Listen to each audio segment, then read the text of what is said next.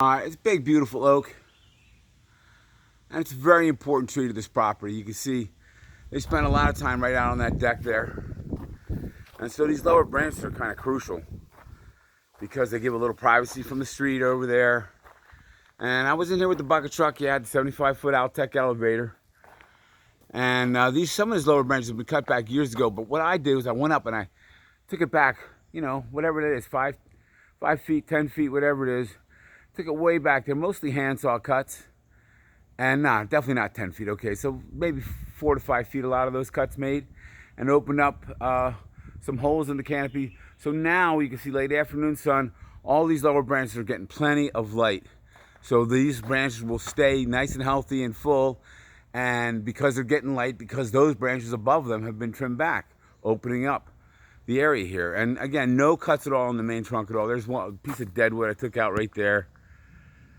Probably should have cleaned that cut up there because it is a visible thing. Normally I don't really care, but a small cut like that, compartmentalization is a non-issue, but it is kind of ugly, so I didn't realize it was right out there in front. And then I shortened this branch up. It was all over the neighbor's house here in the roof and that birch tree.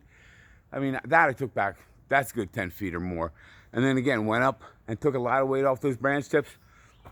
Well, when I say a lot of weight, just kind of minor weight. And but a lot of small cuts, and here's the pile of brush right here from this side of the pruning.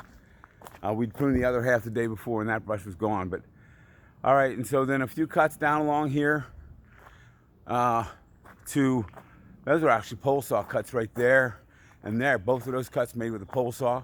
You see that's a pretty big cut there, but that opens up the driveway a little bit. And then I made a couple cuts to give this Atlas cedar a little room.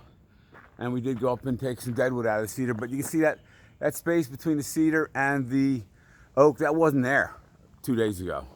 And this is where we took those 2 pines out with the bucket truck. And so while I was here, I just wanted to, touch up the rest of the yard here. This oak over here, strangely enough, the smaller of the 2 oaks, I think they're about the same age, but the first one got most of the growth. Can you see that top there? That was all deadwood. Looks a little lopsided now, but that was deadwood sticking up there. And it's weird because those branches were alive. They just were a little closer to they had some green on them, but just down below, above the crotches there. All right, and so here's the other thing. I did this all today. This walnut, big tree, over the garage roof here. There's kind of a little addition in the back here. There's 2 bedrooms there. It was all over that, and it used to go over the main roof here. And those walnuts, when they come clunking down, make a lot of noise and be very disruptive. So, I kind of regret taking that one cut off right there because that branch was shading the main trunk. But I think the walnut will be okay. It's a pretty hardy tree. I'm just a little worried about too much light on the trunk. I did, cut this way back, all the way across the top. Can you see all those small cuts up in there? And that bucket pretty much reached out everywhere I had to go. So it's back certainly past the edge of this garage roof here. And a lot of that is back. There's nothing over the main roof now. A lot of that's back close to the edge of this lower roof.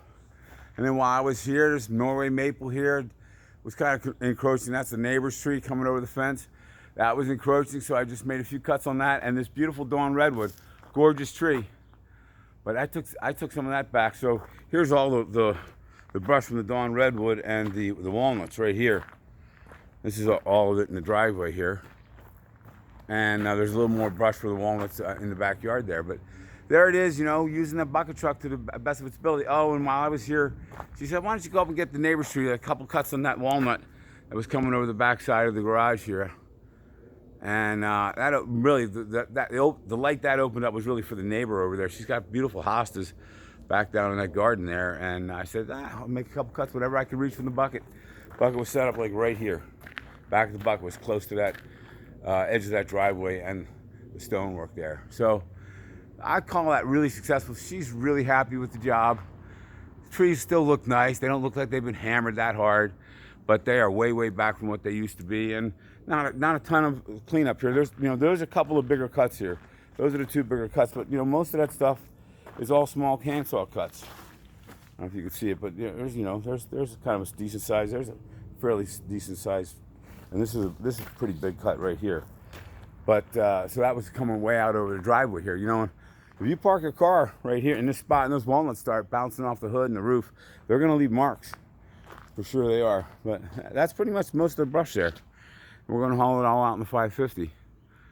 So what do you guys think? A little bit of tip work, reduction pruning, you know, a lot of handsaw work, a few chainsaw cuts, a little lowering on some of this bigger stuff. But everybody's happy. Hope you like it.